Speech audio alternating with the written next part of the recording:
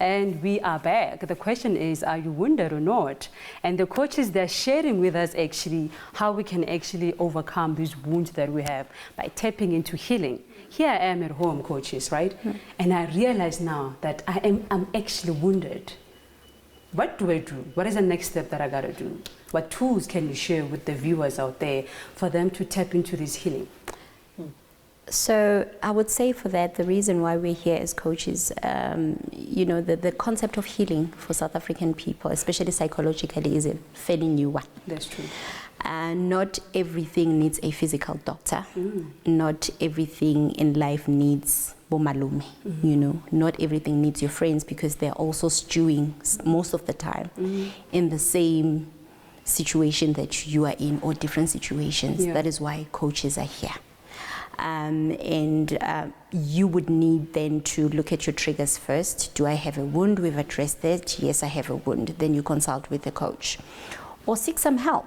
Not even just coaches, but a counselor. Speak to somebody. But with healing as well, I have to say to the viewers, you need to be accountable. You need to be honest. You cannot heal if you're not honest.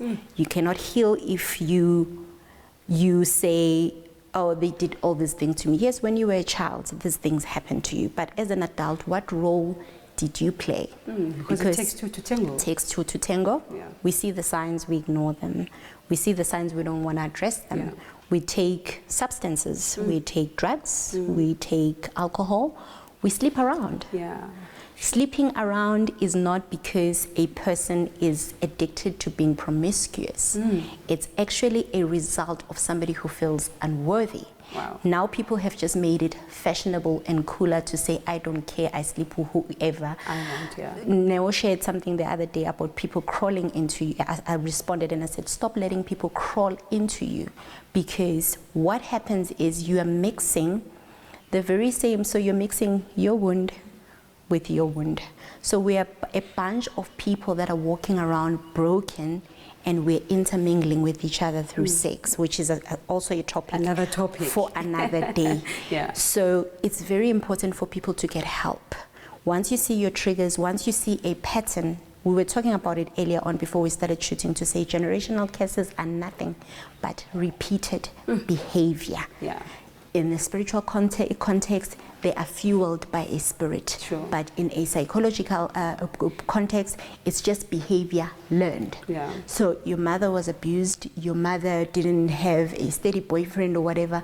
That wasn't healthy. It wasn't healthy for a woman to be unmarried and have 4 kids. It means something went wrong there.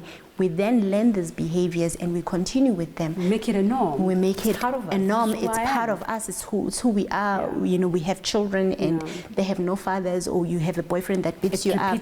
It repeats itself. Your children see it happening, and then they come back and say, what is the difference with me? Because you did it. I saw it happening to you. Here you are. You've survived. So get help as soon as you can. Don't bottle it up. Consult with a coach. Consult with a counselor, consult with a psychologist, and be honest. Okay. But then now, how do I take responsibility where I was really victimized? Let's say from young, I didn't do anything to actually be raped. You acknowledge it. You acknowledge As I said, when you are young, there's nothing that you could have done. You were a child. But you acknowledge it. You acknowledge somebody did something bad with me and it had nothing to do with me. They should have known better. They were the bad person, not me. That's the difference. When you're an adult, you say, how did I say yes to this guy? Because I'll tell you now, I knew him. I knew him. I knew who he was. I knew his stories. I knew his shadiness. And I still went ahead because I'm a healer, because I also believe that healers are called, they're not made. It's either you are or you are not. You're born a healer. That is why Neo was saying, he was asking God, why does it always have to happen to me in order for other people to be happy? So some of us are put on this earth to go through these experiences in order for us to relieve others. I know it sounds painful, but that's exactly what it is. Not everybody can wake up and have a desire to heal other people. We do. Wow, this is powerful. Coach Neo, how does healing look like? Where do I start with that in terms of me needing help? I need to see you as a coach and whatnot, but how does it look like, healing? how does the process start? Where does the process start? I think when we talk about the 5 stages of healing, I'm not going to say them. But you can share if you don't mind. The important one is the first stage of going through the process of healing is accepting that you're in pain. Yeah. Accepting that you are, I don't want to say suffering, but most of the time we are suffering when we are in pain. So accepting that you are defeated, there's nothing that you can do on your own. And I remember bowing down saying, you know what, God, whatever you want to do, it's your time now. I've tried to fight it on my own. I've tried to do everything that I could possibly do. I tried going out a lot, spending a lot of money going out. If a friend phones me, dude, let's meet, I would go and I would pretend to be happy there. And I don't know if I felt happy at that moment, but I remember this one time we were I almost mentioned the name. We were at this place, right? It's a beautiful place, and there's restaurants, there's movies, there's everything. And it was just 6 of us, our friends, and we were just sitting there, we were ordering nice food, man. And they were talking, we were all talking, it was nice, it was awesome. And for a few seconds, I paused, and everything around me just disappeared. Their voices basically disappeared, and it was in my head. And I said, yo, but I'm in pain, right? And I was talking about, I was feeling it in my heart. I was like, I'm in pain. This is not making me feel better. And sometimes when that happens, we try to be away from people. Lock yourself in the house and do whatever you want. Watch movies or, I don't know, eat yourself to a standstill. You try to find something to make you feel better. I remember saying to some of my friends, they drink alcohol and I don't. And I went to them and I said, guys, I had money to buy myself, but I didn't buy myself, which was another sign of I'm crying out for help. So I went to them and said, guys, please buy me alcohol today. I really want to drink alcohol. And one of them took me aside. That guy actually saved my life, and I've told him over and over again that you saved my life. And he said to me, dude, when you are feeling better and you are not in the state that you are in now, I will buy you myself. Okay. Right? And that guy saved my life. He turned my life around that day.